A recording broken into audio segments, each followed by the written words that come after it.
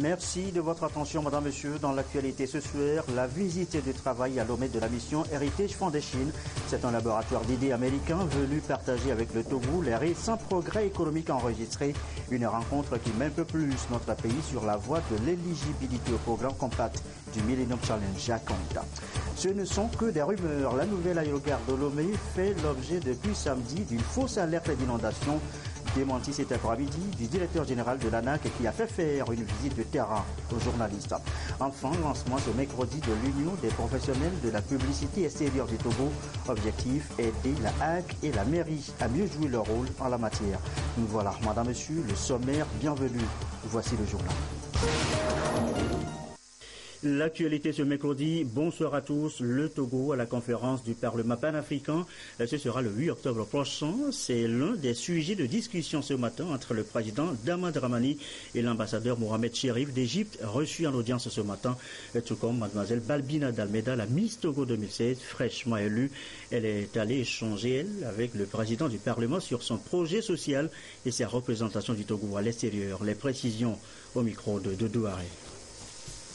De rencontrer aujourd'hui Monsieur le Président de l'Assemblée nationale pour transmettre les salutations et les félicitations de notre chef de Parlement, président de Parlement, Dr Ali Abdelal, et pour inviter Monsieur le Président pour visiter l'Égypte en octobre 2016 pour participer dans la célébration de le 150e anniversaire du Parlement égyptien, mais aussi pour participer dans la conférence de Parlement panafricain.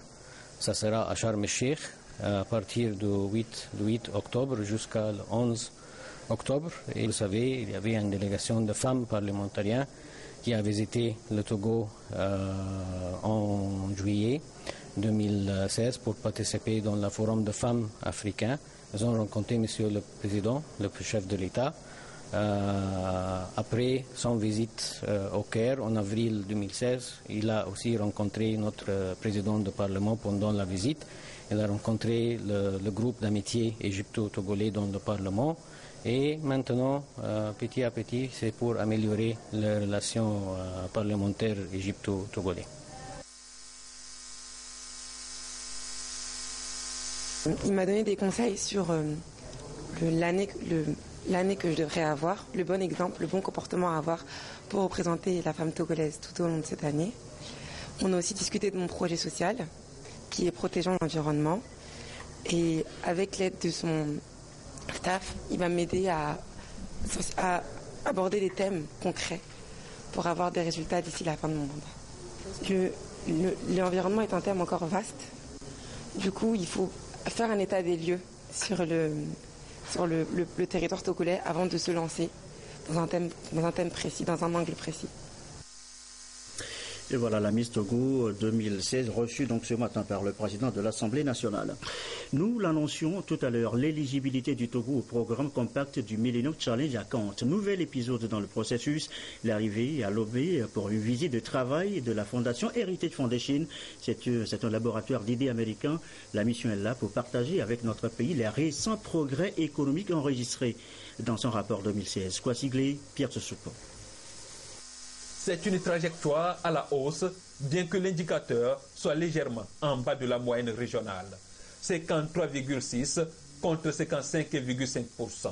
Le Togo a fait tout simplement des progrès grâce à l'augmentation des investissements dans les infrastructures, des investissements bénéfiques pour la croissance économique.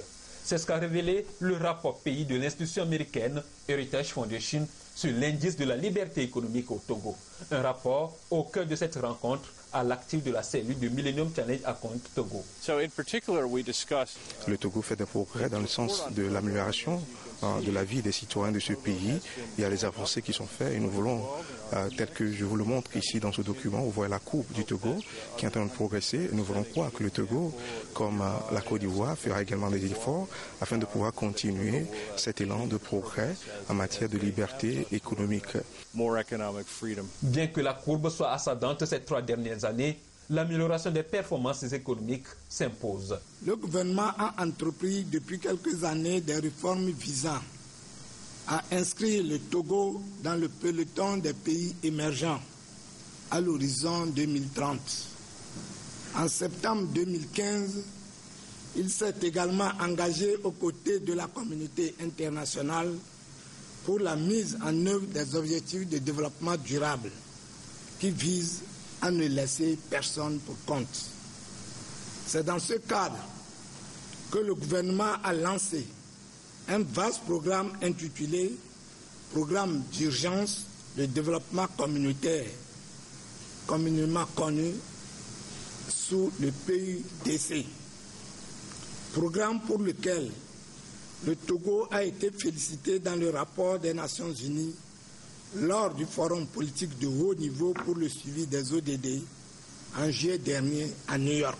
Et ce, non seulement pour l'éligibilité du Togo au programme compact du Millennium Challenge Account, mais surtout pour le bien-être de la population, un volet important dans l'action gouvernementale. Nous sommes sur la médiane au niveau de ces 4 indicateurs, mais nous pensons que nous méritions d'être au-delà de cette médiane. Nous espérons donc qu'à l'issue de cet atelier et à la publication du rapport 2017 de Heritage Foundation, le Togo pourra faire un bond quantitatif et qualitatif sur ces indicateurs-là.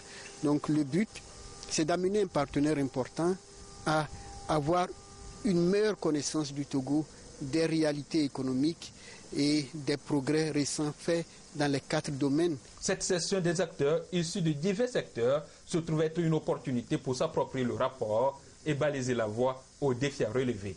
Ces défis qui justement ont pour nom corruption, droit de propriété, liberté du travail et liberté commerciale. Et voilà, on le note, on vient de l'entendre, c'est un rapport qui souligne des progrès tangibles. Le Togo s'engage donc résolument dans la voie de son élection au programme compact du Millennium Challenge Account. 2 questions tout de même ce soir. Primo, sur quoi ont porté les études de ce rapport? Secondo, quels sont encore les défis à relever pour que le Togo gagne enfin le sésame de son élection à ce programme? Les questions et les réponses, quoi cycler, Pierre Sessoukou. Le Togo a fait un bond de 12 places, passant de 150e place en 2012 à la 138e dans le rapport 2016. 4 domaines phares ont été examinés avec le laboratoire d'idées américain dont l'objet est de juger la performance économique du pays. C'est un indice de liberté économique qui est calculé en considérant les piliers tels que l'autorité de la loi, le contrôle du gouvernement, l'efficacité de la réglementation et la liberté de marché. Alors pour le cas du rapport 2016 pour le Togo qui vient d'être publié, il a été montré donc que le Togo a progressé ces 3 dernières années en termes de score. Et pour l'année 2016, le score du Togo n'est pas très loin du score moyen de la sous-région. Le Togo est à 54, tandis que la sous-région est à 56. Heritage Foundation a pour mission de formuler et de promouvoir des politiques publiques basées sur les principes de la libre entreprise, de la liberté individuelle et de la faible intervention du gouvernement. Les résultats du présent rapport viennent consolider la position du Togo dans sa dynamique de croissance accélérée. À voir l'évolution que nous avons dans les scores de Heritage Foundation, ça montre donc que quelque chose bouge au Togo en termes de liberté économique et que les réformes mises en œuvre portent leurs fruits. Ce qui montre donc qu'il faut donc consolider ces résultats positifs et là où les résultats sont moins satisfaisants, prendre des mesures adéquates pour relever ce défi, notamment par exemple le cas des droits de propriété où on n'a pas encore un bon score. Donc comment faire pour relever ce défi des droits de propriété? La volonté politique reste alors déterminante et engagée pour l'amélioration de l'efficacité de l'action gouvernementale. Depuis 2005, la nouvelle dynamique politique est marquée par les concepts de performance, de gestion axée sur les résultats et de prospective en termes de développement du pays à court et à long terme. Des journalistes se constituent en réseau pour la sécurité maritime. Le Credo a apporté leur contribution à la réussite du sommet de Lomé. Depuis ce matin, ils sont en séance de formation à Palimé, justement sur les enjeux du rendez-vous de Lomé, une façon de se mettre à niveau avant l'heure. Tchassim Labaga. La réussite de la lutte pour la sécurité, la sûreté maritime et le développement en Afrique passe par une adhésion massive des populations autour de la vision, la démarche et les stratégies que vont adopter les dirigeants du continent. Pour les membres de la section togolaise du réseau des journalistes africains, pour la sécurité maritime. Cette mobilisation des différents acteurs de la vie nationale passe par une meilleure communication et diffusion de l'information. C'est pour jouer pleinement et efficacement leur partition qu'ils se forment sur les paradigmes de sécurité, sûreté maritime et développement.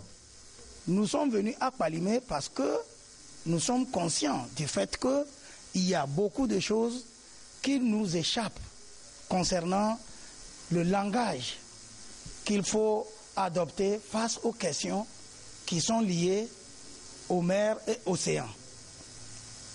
Nous sommes ici à Palimé pour apprendre les éléments de langage qu'il faut tenir avant de pouvoir sensibiliser, informer nos populations qui ont besoin de savoir ce que c'est que la sûreté maritime, ce que c'est que la sécurité maritime. Les échanges vont porter sur les enjeux et défis de la sécurité et de la sûreté maritime avec en toile de fond le traitement professionnel des sujets. Nous allons donner aux journalistes les éléments, des notions et des éléments pertinents d'analyse et de comparaison pour leur permettre de faire des commentaires et des analyses qui leur permettront d'informer plus largement les populations. Nous allons leur donner des éléments qui leur permettront d'approfondir l'analyse dans le déroulement du sommet qui aura lieu en octobre prochain. Donc à partir de ces éléments, ils pourront facilement faire des commentaires sans déborder et dire des choses qui ne contribueraient pas, n'est-ce pas, à informer davantage la population. Désormais outillés, ces professionnels des médias se disent engagés à accompagner les efforts des autorités dans la diffusion et la publication de la bonne information avant, pendant et après le sommet extraordinaire de l'Union africaine sur la sécurité, la sûreté maritime et le développement en Afrique. Avec cet outil, ce bagage que nous avons au cours de cet atelier, nous entendons nous impliquer activement dans la sensibilisation des populations togolaises. Donc nous demandons à ce que, au plus haut niveau de l'État togolais et puis de l'organisation du sommet, que les médias togolais puissent jouer pleinement leur partition. Cette initiative des journalistes est saluée par la haute autorité de l'audiovisuel et de la communication. Le représentant de cette institution de régulation des médias a toutefois invité les journalistes à faire preuve de responsabilité et à privilégier l'intérêt supérieur de la nation dans leur analyse et dans le traitement des informations liées à la sécurité maritime et le développement en Afrique. Et coup de projecteur dans la foulée sur le centre opérationnel de la Marine nationale. Sa vocation, c'est de surveiller, entre autres missions, les navires qui mouillent au large de nos côtes en proie parfois des actes d'insécurité. Et c'est une préoccupation majeure. Quelles sont donc les actions menées par la Marine nationale pour sécuriser nos eaux territoriales? C'est le dossier de cette édition, dossier signé Adolphe Paka. Le territoire maritime togolais, devenu un lieu sûr pour de nombreux bateaux depuis que le phénomène de l'insécurité maritime a surgi dans le golfe de Guinée. Ici, le centre opérationnel de la Marine nationale.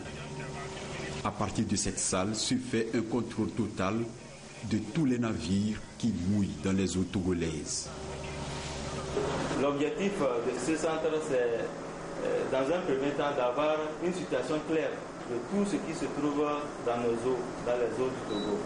Et en deuxième lieu, avoir un contrôle total sur tous les navires qui sont dans les eaux territoriales et assurer la sécurité de ceux qui sont dans notre mouillage. Tout navire qui peut arriver dans nos 12 nautiques, c'est qu'il est déjà en contact avec la marée. N'entre pas dans ce centre qui veut assurer la sécurité et surtout protéger le trafic commercial maritime. C'est la mission traditionnelle de la Marine nationale. Sur le terrain, elle se déroule en des missions publiques. Les missions publiques sont les missions qui sont au service de la population en mer.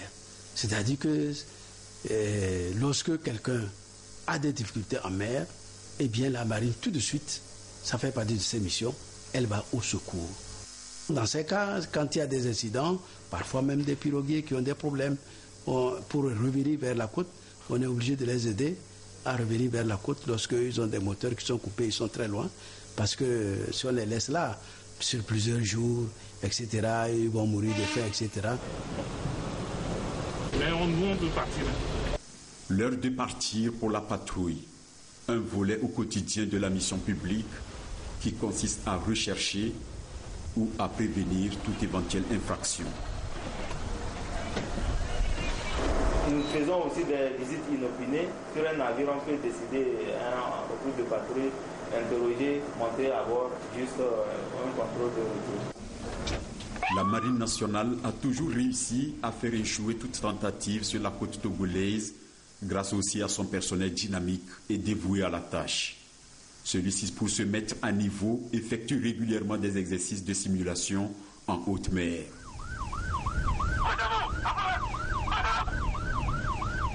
La sécurité n'est jamais gagnée d'avance.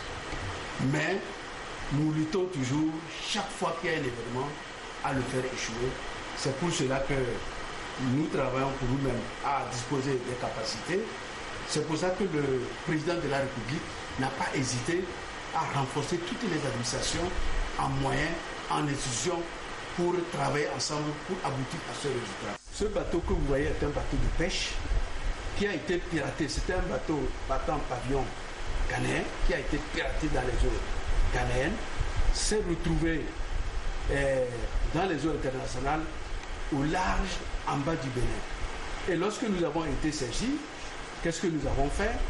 Nous avons rapidement dépêché un de nos patrouilleurs. Et une fois là, dans les poursuites, finalement, l'équipage s'est jeté à l'eau. Nous avons pu récupérer 22 hommes d'équipage. Et finalement, pendant qu'on récupérait les gens, on a dû appeler la marine béninoise pour poursuivre le bateau. Nous avons fait aussi décoller un aéronef qui a suivi, n'est-ce pas, le reste. Et finalement, ça s'est bien passé. Et ici, vous voyez, ça c'est l'embarcation, n'est-ce pas, des pirates qui a servi à aborder, n'est-ce pas, le bateau. Et pour aller plus loin, dit-on, il faut évoluer ensemble. D'où le sommet de Lomé, très attendu. Une rencontre qui aboutira certainement à fédérer les énergies en vue de lutter plus efficacement contre ces menaces maritimes de tout genre. Autre sujet évoqué ce soir, la filière soja. Une séance de formation s'est ouverte là aussi ce matin. Les normes de qualité, les mesures sanitaires et phytosanitaires constituent la module. Marceline Chakpala insère la clé. La filière soja a été identifiée dans plusieurs documents stratégiques, à l'instar de la SCAP, stratégie de croissance accélérée et de promotion de l'emploi, comme un produit à fort potentiel d'exportation. Malgré ses atouts, cette légumineuse se caractérise par la faiblesse de l'organisation des producteurs, le non-respect des normes de qualité et autres défis liés aux exigences sanitaires et phytosanitaires. Des insuffisances appelées à être comblées et qui seront l'objet d'échanges au cours de ces assises. La filière soja a été arrêtée comme filière à soutenir par le gouvernement après de multiples ateliers où plusieurs produits ont été analysés en termes de production, en termes de potentiel à la transformation, à la commercialisation. Donc aujourd'hui, la filière soja est une filière qui se porte très bien sur le plan mondial. Même chez nous, vous voyez qu'il y a un engouement pour la culture du soja. Mais une question importante se pose, c'est l'organisation des acteurs dans cette filière. Donc nous avons jugé bon, en tant que ministère du Commerce, s'occupant des questions commerciales, de les former, de renforcer leurs capacités en termes de respect surtout des normes de qualité et des mesures sanitaires et phytosanitaires. Nous attendons que les acteurs essayent de s'approprier le respect des normes. On va leur parler des normes de qualité concernant le soja spécifiquement et subsidiairement concernant les autres produits alimentaires. Prennent part aux travaux des producteurs, transformateurs et exportateurs de soja. À terme, ils seront plus à même d'améliorer leurs revenus et rendre leur production plus compétitive sur le marché international et ce, dans le respect des normes de qualité. Voilà qui nous amène à évoquer l'OTR en concertation depuis ce matin avec la zone franche. Les deux parties envisagent un partenariat en matière fiscale et douanière. Les précisions Augustin Kossi et Serre Laclé. L'accompagnement des opérateurs économiques, une des prérogatives de l'OTR, Office togolais des recettes. Dans sa démarche de leur offrir un service de qualité, les responsables de l'OTR sont allés à la rencontre des entreprises et sociétés de la zone franche. Il s'agit ici de renforcer les liens de partenariat entre les deux entités, recenser les difficultés et aider les entreprises à être plus compétitives. La zone franche est pour notre pays une opportunité de création d'emplois, également une opportunité de création de richesses. Et nos entreprises franches qui aujourd'hui évoluent au niveau de cette zone franche ont besoin de pactiser avec l'Office pour un meilleur traitement. L'Office veut offrir un service de qualité dans ce sens-là que nous voulons les aider à réduire les coûts et à être donc plus rapide dans les formalités de dédouanement. L'objectif en premier de cet atelier, ce n'est pas tant aller vers la fiscalité, mais c'est le volet économique qui nous préoccupe. Il faut accompagner les opérateurs économiques. La zone franche industrielle du Togo, aspect réglementaire et organisationnel, les enjeux fiscaux et douaniers de son statut, de même que la fiscalité intérieure applicable aux entreprises du secteur, ce sont là les préoccupations les mieux partagées au cours de cette rencontre. Des échanges qui vont permettre d'établir un espace de dialogue franc sur les préoccupations de chacune de ces parties. Nos préoccupations, c'est que le texte que nous appliquons soit bien compris par toutes les parties. À partir du moment où ces textes sont les textes de la République, il y a de petits problèmes de fois d'interprétation de certaines dispositions. Et nous profiterons de l'occasion pour échanger avec nos partenaires de l'OTR pour nous mettre d'accord sur l'application de ces dispositions. La zone franche reste un moteur de développement des activités industrielles tournées essentiellement vers l'exportation. Plusieurs dizaines d'entreprises et sociétés y opèrent. OTR entend les informer davantage sur les procédures de facilitation, de célérité en matière fiscale et douanière afin de susciter leur consentement volontaire à la fiscalité. Ce renforcement de partenariat se situe aussi dans le contexte de la mise en œuvre du statut d'opérateur agréé qui consiste à traiter chaque opérateur économique selon son degré de fiabilité. Et pour les entreprises, il faut savoir ce qu'on appelle la négociation, l'approche à mobiliser. C'est d'ailleurs le thème retenu ce jour en guise de module pour la 9e séance du mercredi de l'entrepreneur. Un rendez-vous à NPGF. Sonia Menipo, Clarisse Aticlé. Au cœur des activités d'une entreprise, la technique de négociation.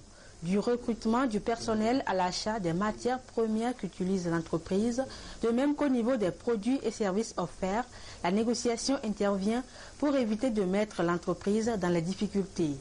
Voilà pourquoi l'Agence nationale de promotion et de garantie de financement des PME-PMI veut amener les entrepreneurs à se l'approprier pour faire prospérer leur structure. Dans un environnement de plus en plus concurrentiel, où la part de marché se trouve réduite pour les entreprises, nous avons compris qu'il faille donner aux opérateurs économiques les techniques nécessaires pour une bonne négociation. C'est-à-dire qu'il faut conclure une vente ou un achat dans de bonnes conditions tout en conservant de bonnes relations. Ce thème très édifiant pour les opérateurs économiques va leur permettre d'optimiser leur chiffre d'affaires. La séance va consister en la démonstration de la méthode, la stratégie et les outils appropriés à utiliser en fonction du contexte, des parties prenantes et du résultat attendu à la fin de la négociation. L'accent sera beaucoup plus mis sur la technique de la synergie. La synergie, ce n'est pas que vous cédez une partie de ce que vous voulez, je cède une partie, non. C'est que nous gardons tous nos besoins, mais ensemble nous trouvons une autre façon pour qu'ensemble nous puissions jouir de tout ce dont nous avons besoin. Un fournisseur avec qui je vais négocier avec les techniques de la synergie, en pensant à ses intérêts, il sera prêt à permettre à mon entreprise d'avancer un client avec qui je réfléchis à comment prospérer ses affaires plutôt que d'aller juste lui vendre, réfléchira aussi avec moi à comment prospérer mon entreprise. Dans un processus de négociation, on peut gagner comme on peut perdre. L'objectif de l'ANPGF est de faire des opérateurs économiques de bons négociateurs au terme de la séance placée sous le thème « La négociation, chemin et moyens à mobiliser ». Et savoir vendre un produit, un projet, la publicité, eh bien c'est leur métier. Les professionnels du domaine viennent de se constituer en association. Leur but, aider la HAC et la mairie à mieux faire leur travail. De Douaré, Prudence Insou. Le développement des infrastructures urbaines et routières a occasionné bon nombre d'activités le long des routes, parmi lesquelles le sort de l'affichage publicitaire. Cependant, ce secteur manque d'organisation crédible, ce qui entraîne l'implantation anarchique des panneaux, rendant la capitale moins attrayante. Pour aider les acteurs impliqués à mieux réglementer leurs activités, l'Union des professionnels de la publicité extérieure du Togo, UPET, a été créée. Elle compte aider à définir les bases d'éthique, à professionnaliser et promouvoir le secteur de l'affichage publicitaire, ainsi que les droits liés à l'affichage au Togo. Cette union devra nous permettre d'assainir la corporation, de nous retrouver, de nous fixer certaines règles que nous allons respecter au sein de notre union. Il fallait que nous nous disciplinions en arrêtant d'abord les implantations anarchiques. Ça, c'est la première des choses, parce que ne doit pas implanter des panneaux qui veut. Il y a des procédures à suivre et nous allons entre nous-mêmes nous discipliner et voir qu'est-ce qu'il faut faire pour que franchement ces implantations désordonnées s'arrêtent, pour savoir qu'est-ce qu'il faut afficher comme annonce sur un panneau publicitaire afin que ça ne soit pas franchement quelque chose de négatif, mais que ce soit franchement une publicité qui véhicule des vertus, une publicité qui éduque la masse, informe. À l'heure où le Togo s'apprête à abriter le sommet sur la sûreté, la sécurité maritime et le développement en Afrique, il est donc nécessaire de contrôler et de réguler la pratique de la publicité extérieure conformément aux normes. La publicité extérieure, je vais parler des panneaux d'affichage et autres, font aussi partie des premiers éléments qui accueillent les étrangers dans un milieu.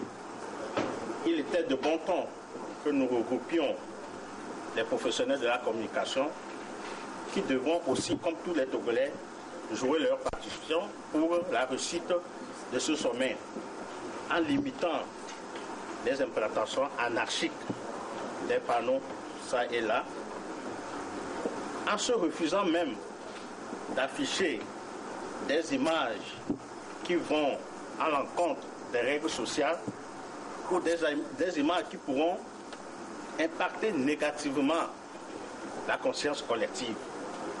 Créée depuis le 27 novembre 2015, l'UPET regroupe en son sein plusieurs agences de communication avec un bureau de 9 membres.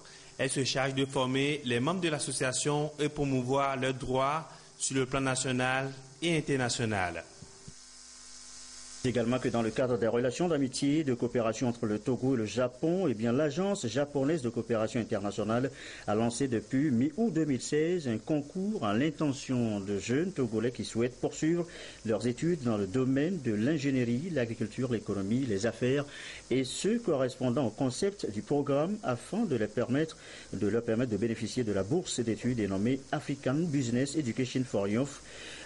Cette bourse offre l'opportunité aux jeunes Togolais de suivre une formation dans les universités japonaises pour l'obtention d'un diplôme de master et d'effectuer des stages dans les entreprises au Japon, en vue également de permettre aux potentiels candidats de mieux se préparer pour cette compétition.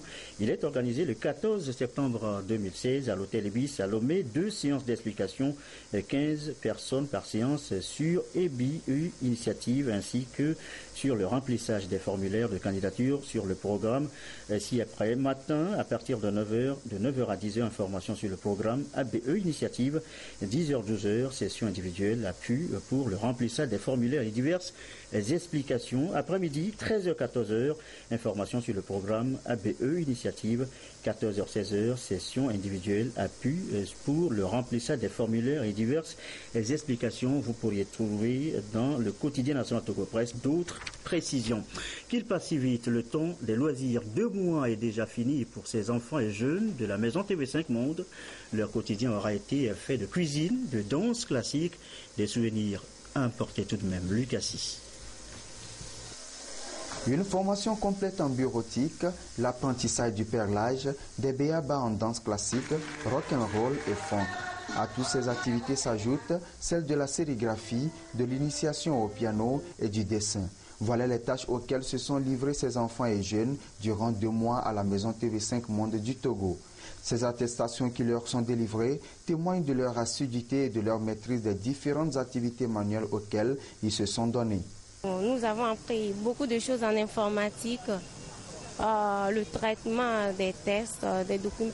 Et puis, nous avons appris comment filigrammer un test.